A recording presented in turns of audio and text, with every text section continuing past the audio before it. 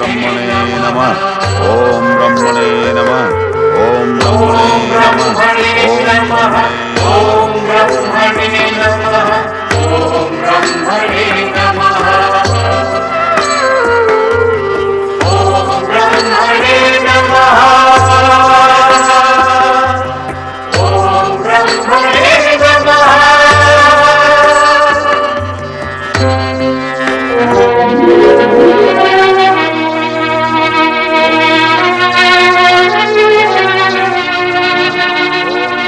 तो अब तक इसकी अखंड तपस्या चल रही है। जब ब्रह्मदेव ने आश्वासन दिया है कि गजासुर स्वर्ग पर आक्रमण नहीं करेगा, तो आप क्यों चिंतित हो रहे हैं देवराज? क्या तुम ब्रह्मदेव को नहीं जानते कि वो वरदान देते समय वरदान मांगने वाले के सामने विवश हो जाते हैं?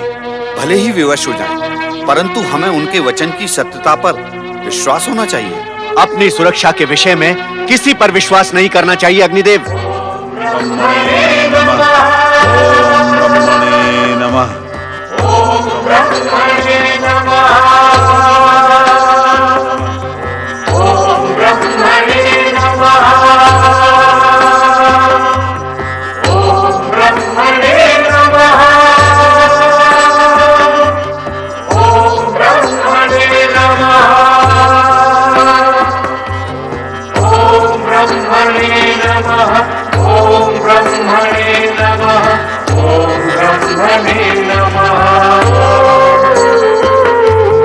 ओम ब्रह्मणे नमः। ओम ब्रह्मणे नमः। ओम ब्रह्मणे नमः।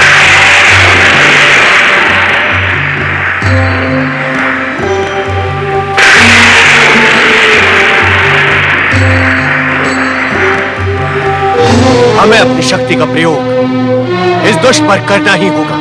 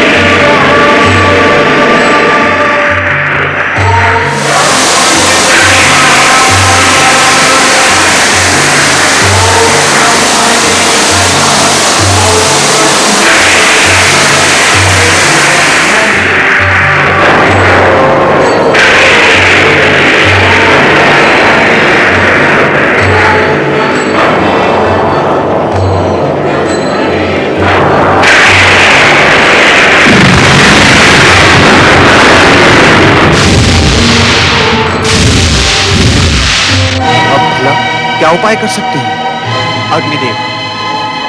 जब विश्वामित्र जैसे राजर्षि का तप भंग किया जा सकता है, तो गजासुर का तो अस्तित्व क्या है?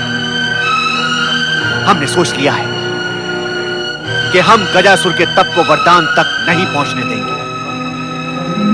ओम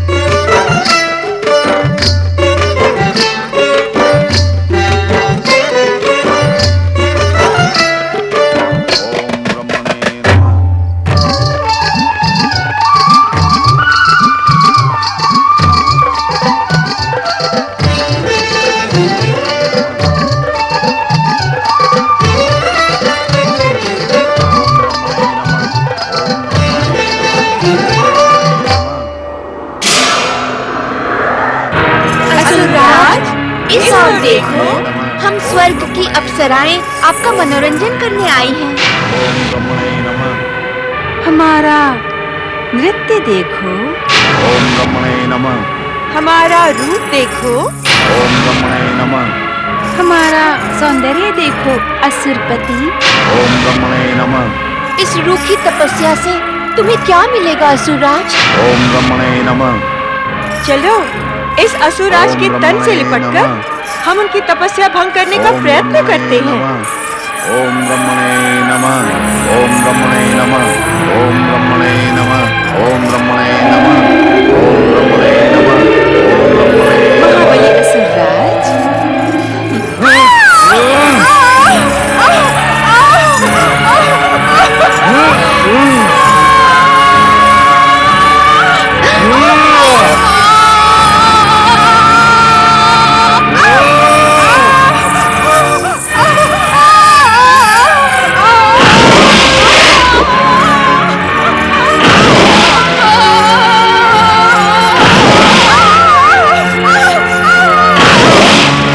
ओम ब्रह्मणे नमः।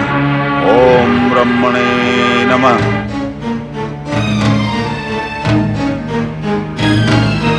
देवी लक्ष्मी किसी गहन चिंतन में खोई प्रतीत हो रही हैं।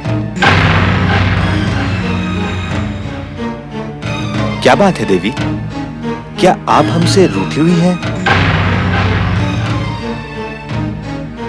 लगता है महिषासुर के पुत्र गजासुर का भय आपके मन में गहराई तक बैठ गया है देवी। किंतु गजासुर से भयभीत होने की कोई आवश्यकता नहीं है, क्योंकि आप यहाँ वैकुंठ लोक में पूर्णतया सुरक्षित हैं। मैं सुरक्षित हूँ तो क्या हुआ? क्या मुझे पृथ्वीवासियों और स्वर्ग में रहने वालों की चिंता नहीं होगी?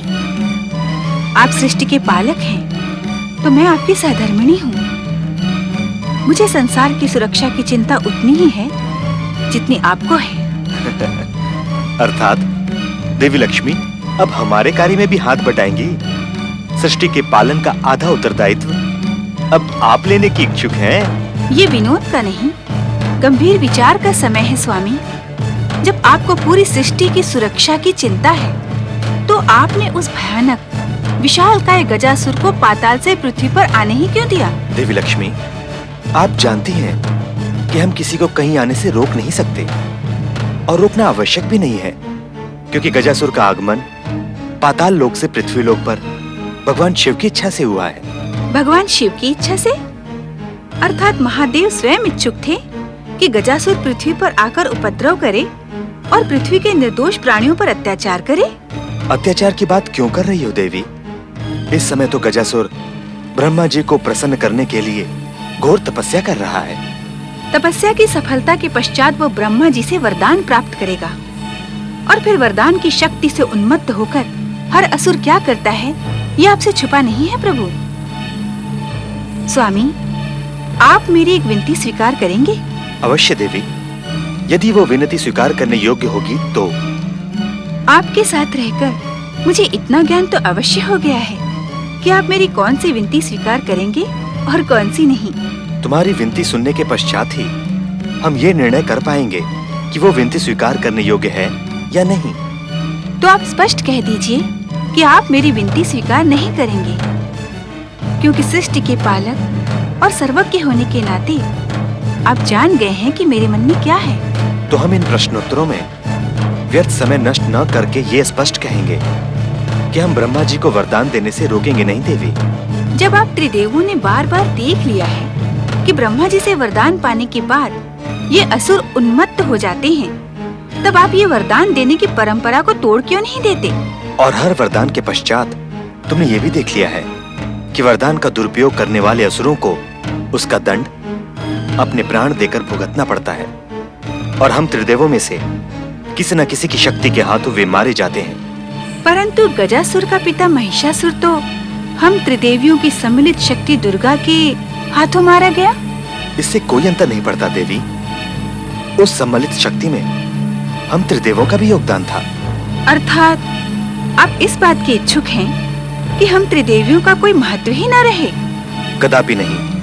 यदि तुम्हें ऐसा लगता है कि गजासुर उन्मत्त होकर उत्पात मचाएगा, तो तुम त्रिदेवियां मिलकर उसके वरदान के पश्चात उसे तुरंत समाप्त कर देना। हम तुम्हें रोकेंगे नहीं देवी, किंतु हम ब्रह्मा जी को भी वरदान देने से रोक नहीं सकते। नारायण नारायण, आज आप दोनों को वाद विवाद में उलझे देखकर मुझे आश्चर्य नहीं, विचित्र सी अनुभूति हो रही है। विचित्र सी अनुभूति?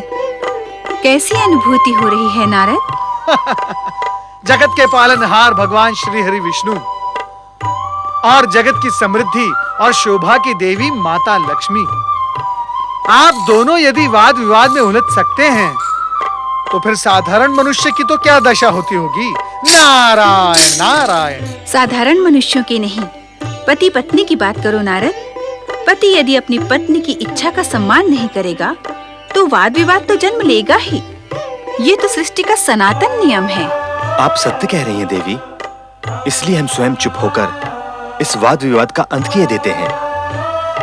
अब तुम बताओ नारद, क्या नया समाचार लाए हो? नारायण नारायण, समाचार नहीं श्री हरि, उलझन लेकर आया हूँ, उलझन। कैसी उलझन नारद? देवर्षि, क्या आपकी चतुराई भी उस उलझन को नहीं सुलझा सकी? लगता है इस उलझन में देवर्षि की चतुराई भी उलझकर रह गई है। अब बताओ नारद, किस उलझन में फंसे हो तुम? श्री हरि, आप तो जानते ही हैं कि परमपिता ब्रह्मा जी गजासुर की तपस्या से प्रसन्न होकर उसे वरदान अवश्य देंगे। अवश्य देंगे नारद। हम और देवी लक्ष्मी अभी इसी विषय पर चर्चा कर रहे थे। श्री हरि, मैं जब परमपिता ब्रह्मा जी से मिलने ब्रह्मलोक गया तो उन्होंने मुझे यह आदेश दिया कि मैं अपनी चतुराई का उपयोग कर गजासुर को स्वर्ग पर आक्रमण करने से रोकूं। परंतु ब्रह्मा जी ने क्या एक बार भी नहीं कहा कि वे दुष्ट गजासुर को वरदान नहीं देंगे? नहीं माता, परमपिता ब्रह्मा जी असुरों को वरदान नहीं देने वाली बात कभी स्वीकार नहीं करेंगे। असुरों की तपस्या के पश्चात परमपिता ब्रह्मा जी ने उन्हें वरदान दिया ही है। वरदान की चर्चा अनावश्यक है नारद। असुरों की तपस्या के आगे ब्रह्मदेव विवश हो जाते हैं, यह हमने बार बार देख लिया है। बस तुम्हारी इतनी सी उलझन है या? नारायण नारायण, नहीं श्री हरि नहीं, इस उलझन का दूसरा सिरा भी है।